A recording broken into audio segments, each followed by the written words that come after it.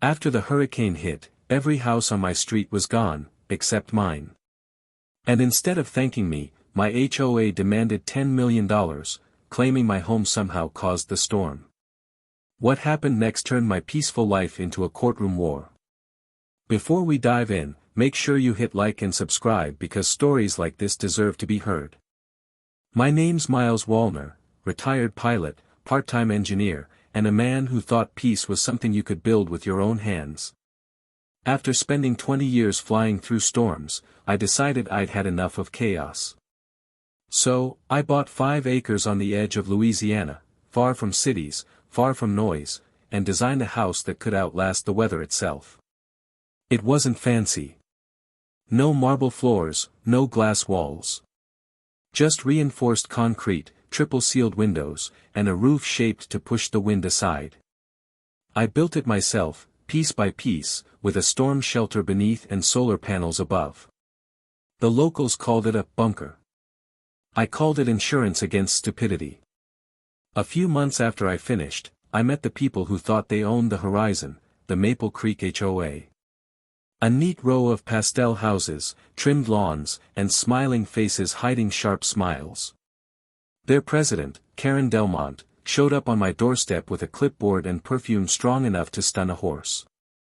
"Mr. Wallner," she said, "your property technically borders Maple Creek Estates. That makes you part of our community." I told her politely that my land was private, not part of her neighborhood club. She smiled like she'd already won. "We'll see about that." That was the beginning. Letters started arriving, warnings about unapproved structures, aesthetic violations, even a fine for fence height inconsistency. I laughed at first. But soon, they started parking their patrol cars by my gate, taking photos. They even tried to cut off my access to the community road, claiming I hadn't paid HOA dues. I hired a lawyer named Raymond, the kind of man who wears cheap suits but sharp words. He dug through their paperwork and confirmed what I suspected: they were trying to annex my property, expand their little kingdom, and my home was in the way. I decided to stay quiet. I had food, power, and patience. I'd lived through real storms before, this one just wore perfume and a smile. What I didn't know was that the real storm, the one that would tear through everything, even reason itself, was already building just offshore. They said the storm would miss us. The local news called it Hurricane Imagigen, unpredictable but weakening. I'd heard that lie before, thousands of feet up in a cockpit, listening to static and false confidence. Storms don't weaken, they wait. By nightfall, the wind started howling like a train that forgot its tracks. Power grids went down in minutes. I switched to solar backup, locked the shutters, and sealed the air vents. My walls groaned but held. Outside, the neighborhood lights vanished one by one. I watched from the narrow slit of my storm window as debris and roof tiles danced through the black sky. Inside, I heard nothing but the hum of my generator and my own breathing. I'd prepared for this: concrete foundations 12 feet deep, reinforced rebar mesh, pressure equalizers. The kind of engineering they call paranoid until the wind shows up. At 2:47 a.m., the storms I passed directly overhead. Silence. The kind that rings in your ears. Then, round 2. Trees bent like wet straws. My cameras recorded the Maple Creek Street being torn apart, fences flying, cars spinning, shingles like bullets. It lasted 5 hours. When it was over, the air felt emptied of oxygen. By sunrise, I stepped outside to a world erased. Every house in the HOA, gone. Flattened, scattered, reduced to splinters and twisted vinyl siding. Except mine. My home stood untouched, like a stone in a river that had tried and failed to move it. Neighbors stared at it from the rubble. Some looked amazed. Others didn't. I saw it in their eyes: suspicion, envy, fear. Karen's Lexus sat upside down in a ditch, but she was alive.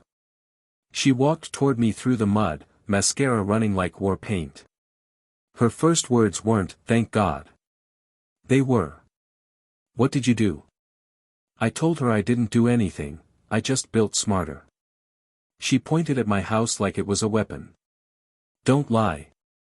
No house could survive that. You redirected the wind."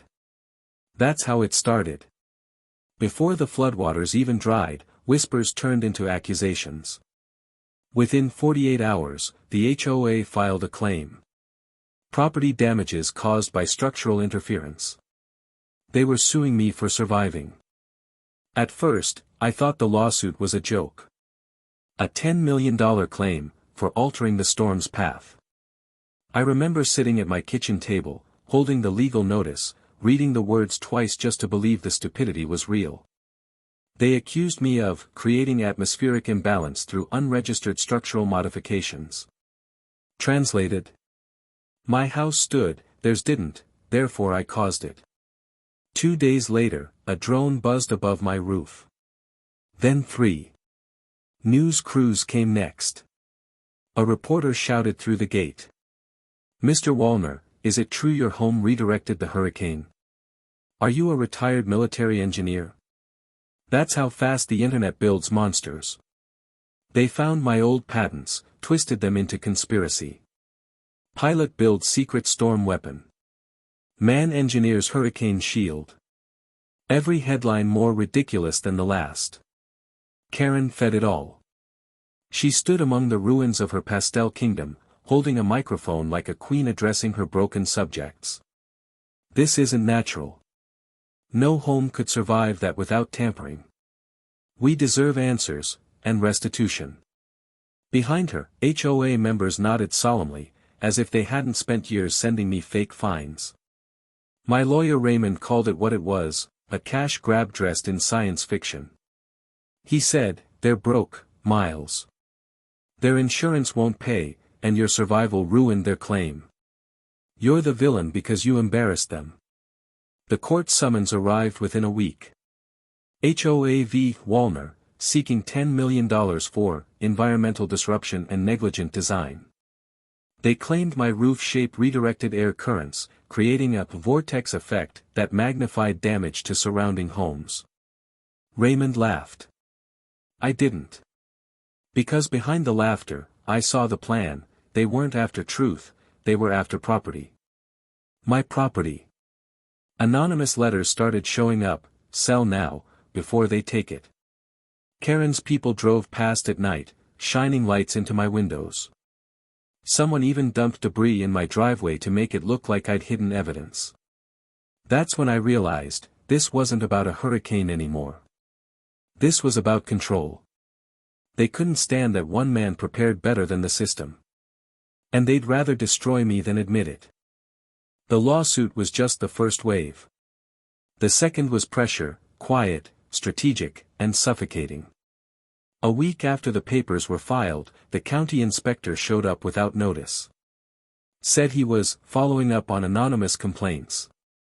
He spent 4 hours circling my house, taking photos, muttering things like unlicensed modifications and potential hazard.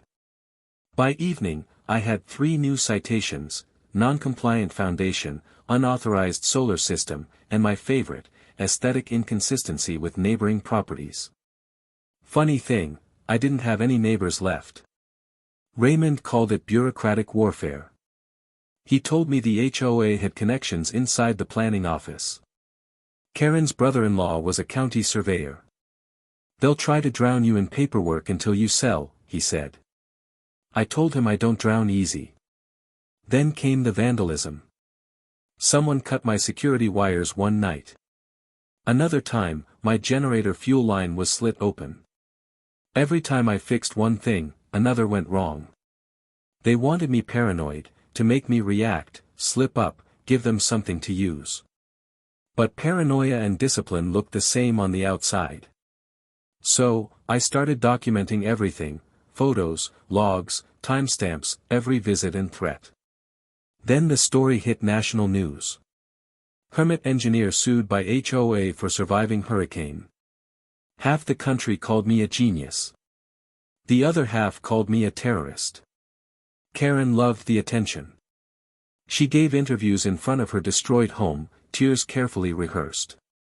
"We're not the villains," she said. "We're victims of reckless invention." But one person in her camp didn't play along. A man named Tom Brady, HOA's structural inspector. He showed up at my gate one night, eyes darting like a man running from his own shadow. He said, "Mr. Wallner, you didn't cause the storm. But you did expose something." Tom handed me a flash drive. Inside were insurance forms, payment logs, and signed statements proving the HOA had faked pre-hurricane maintenance reports to overinflate damage claims. If my house hadn't survived, they'd have collected millions. But my survival ruined their con. When I asked why he was giving it to me, Tom just said, "Because if they'll destroy you for surviving, they'll destroy anyone."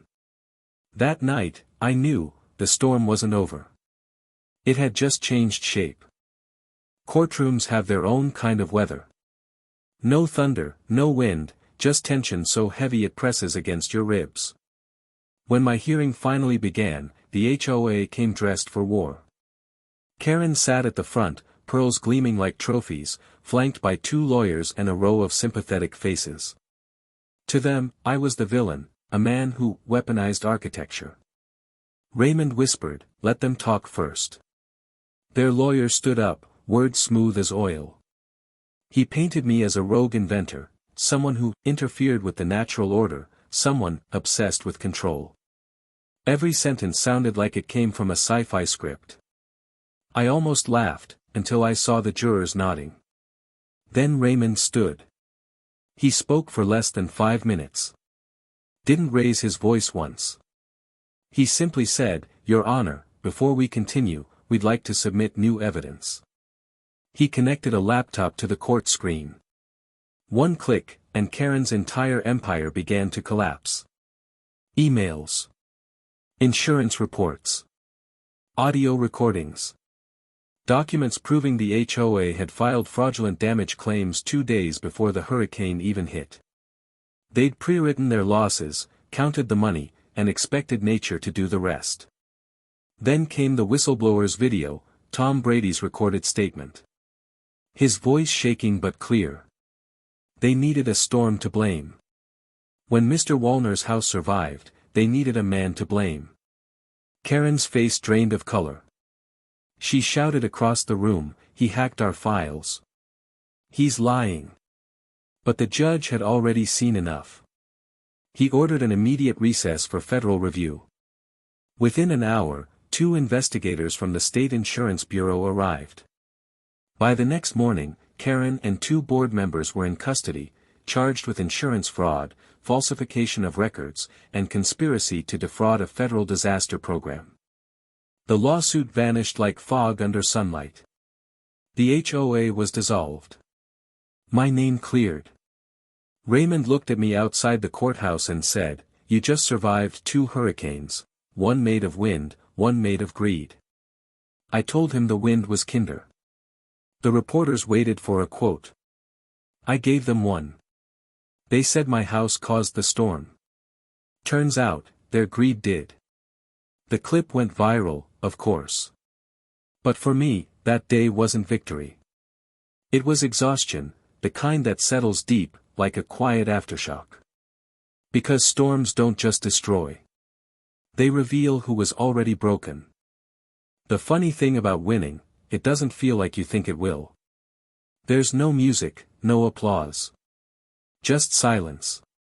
When the storm of lawsuits and headlines finally passed, I walked through what was left of Maple Creek. Half the lots were still empty, bare dirt where homes once stood. The rest were being rebuilt by new contractors, all using my design now, reinforced foundations, wind-deflecting roofs, elevated supports. They called it the Wallner model. No one said where it came from. Karen's name vanished from every sign and mailbox. The HOA dissolved within weeks, its funds seized, its members scattering like leaves after the rain. Raymond said I could sue them for damages, defamation, mental distress, maybe even walk away with millions. But I'd had enough of courtrooms and microphones. Money wasn't what I built for. I went back to my house, my fortress, as they called it, and for the first time in months, it was quiet again. No cameras. No drones. Just the sound of wind moving through the trees that were still standing. One evening, a young reporter came by, polite, nervous, holding a small recorder. She asked, "Mr. Wallner, why did you build a home like this in the first place?" I looked at the horizon, that same stretch of sky I used to fly across, and said, "Because I've seen storms. And I've seen people. One you can predict. The other, you just have to survive." She smiled faintly, maybe not understanding. Most don't. After she left, I stood on the porch and watched the sun go down behind what used to be Maple Creek. The neighborhood was gone, but the land was still there, raw, unpainted, real. I realized something then. I hadn't built my house to resist hurricanes. I'd built it to resist people who think they can control them. They demanded $10 million for surviving. But peace, real peace, the kind that doesn't depend on permission. That's worth far more than any number they could put on a piece of paper. And as the wind moved softly through the empty lots, I finally understood. The storm hadn't destroyed my peace. It had just cleared everything that wasn't part of it. So, what do you think? Was Miles just lucky, or did he build something the world wasn't ready to understand? One thing's for sure, storms may test walls, but greed tests souls. If you made it this far, I want to hear what you would have done. Would you have fought back against the HOA, or just walked away? Drop your thoughts in the comments, I read every single one. And hey, if you love true stories of power, revenge, and survival, don't forget to like, subscribe, and turn on the bell, so you don't miss what happens when ordinary people face impossible odds. Because around here, every storm has a story. Tornado.